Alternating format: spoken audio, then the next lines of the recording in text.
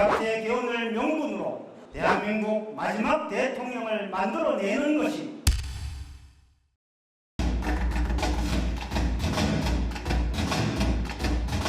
오직 이재명 파리, 윤석열 파리, 진보 파리, 보수 파리 하는 기득권만 있을 뿐입니다.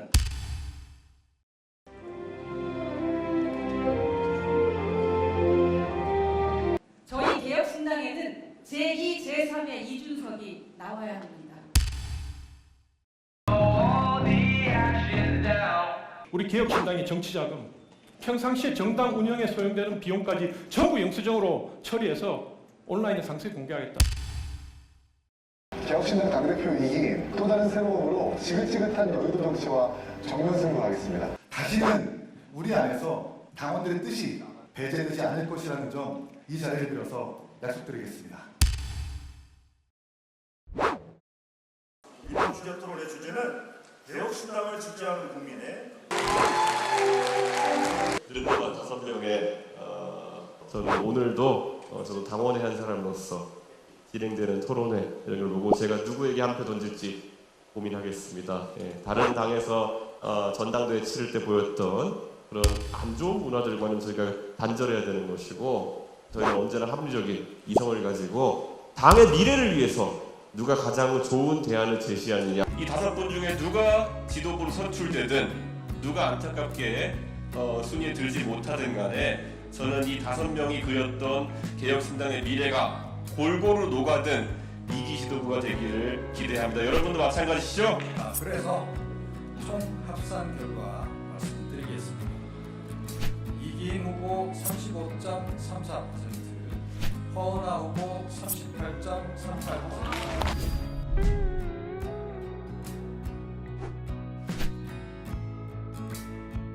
전당대회 복귀부터 해보겠습니다. 무엇보다 숨은 반칙이 조금 있었던 전당대회였습니다. 후보에게 점수를 부여하는 평가단과 특정 후보 간 알 수 없는 목적으로 사전에 접촉했음이 밝혀졌음에도 당과 선관위는 재발 방지 요청이라는 솜방망이 조치를 내렸습니다. 가장 심각한 것은 투표를 하고 싶어도 하지 못한 당원들이 있다는 겁니다. 저에게만 무려 40분이 넘는 당원께서 표를 행사하고 싶어도 지속적인 오류로 투표에 참여하지 못했다는 민원을 전달해 주셨습니다. 우리 당의 전당대회가 얼마나 주먹구구식으로 진행됐는지 알 수 있는 대목입니다. 그 결과에 뭐 이렇게 불복하거나 그런 차원은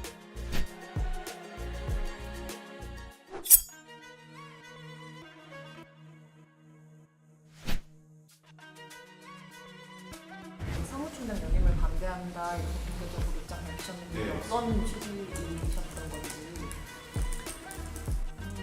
뭐 본인의 누구든 자유롭게 자신의 의사를 밝힐 수 있다고 생각을 합니다. 우려되는 부분에 대해서 대표인 제가 챙겨가면서 중앙당을 잘 끌어가면 되지 않을까 싶습니다.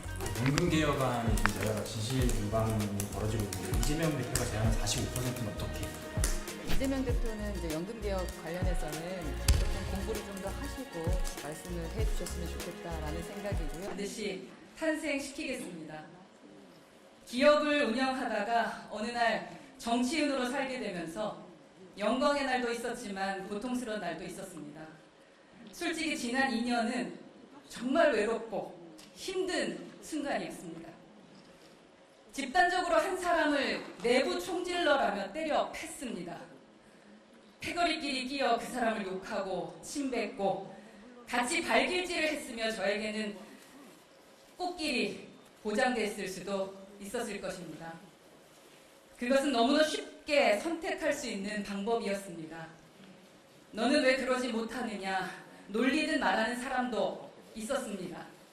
그렇게 홀로 얻어맞은 사람을 편들어주는 일은 쉬운 일이 아니었습니다.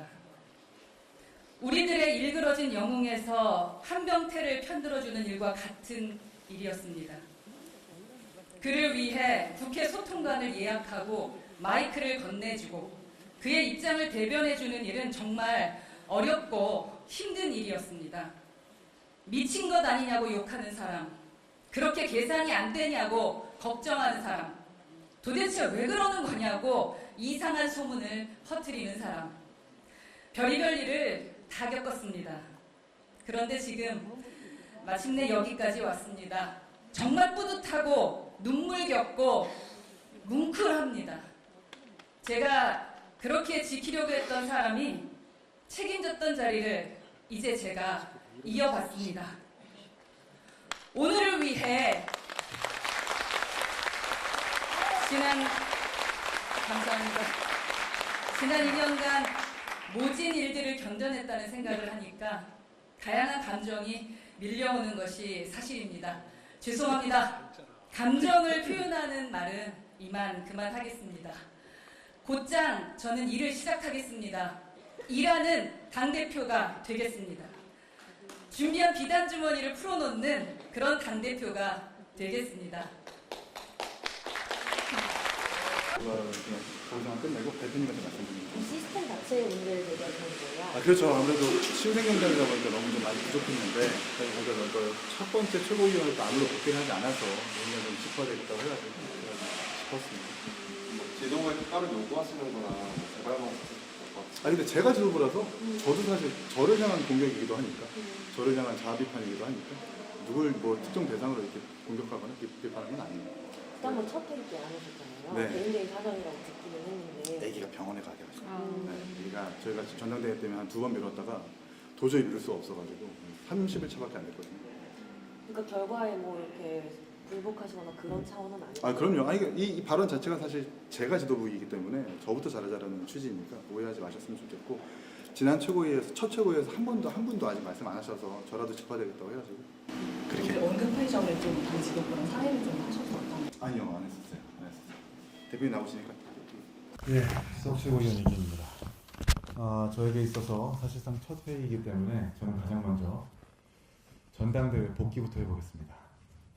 70%가 넘는 투표율을 보여주신 당원 여러분들께 진심으로 감사의 말씀을 드립니다. 그리고 권역별 토론회 평가단으로 참여해준 대학생분들과 지역 언론인들께 대단히 감사하다는 말씀을 드립니다.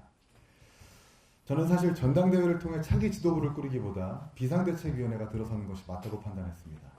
비록 3명의 당선인을 배출했지만 54명의 낙선자를 배출한 정당이기에 성공적이라는 자평보다 위기라는 인식이 더 어울린다고 생각했고 적지 않은 비용을 써가면서 새로운 지도부를 구성하는 것이 어쩌면 오만이자 사치로 보일 수 있겠다는 판단 때문이었습니다. 그럼에도 1기 지도부의 결정에 따라서 우여곡절 끝에 전당대회를 치렀지만 곳곳에서 파열음이 많았던 전당대회임은 부정할 수 없습니다. 먼저 참패한 흥행과 비싼 비용을 들인 데 비해 턱없이 부족한 모객 등을 돌이켜보며 우리의 능력이 부족했음을 시인하고 또 우리가 큰 정당에 속했던 시절 몸에 밴 허영심과 습관을 버리지는 못했는지 반성합니다. 무엇보다 숨은 반칙이 조금 있었던 전당대회였습니다. 후보에게 점수를 부여하는 평가단과 특정 후보 간 알 수 없는 목적으로 사전에 접촉했음이 밝혀졌음에도 당과 선관위는 재발 방지 요청이라는 솜방망이 조치를 내렸습니다. 수능 시험에 앞서서 특정 수험생이 밀실에서 수능 출제자들을 만났는데 이를 감독하는 교육부가 다신 그러지 말라고 구두 경고하고 사건을 무마한 꼴입니다. 엄연한 불공정 행위입니다.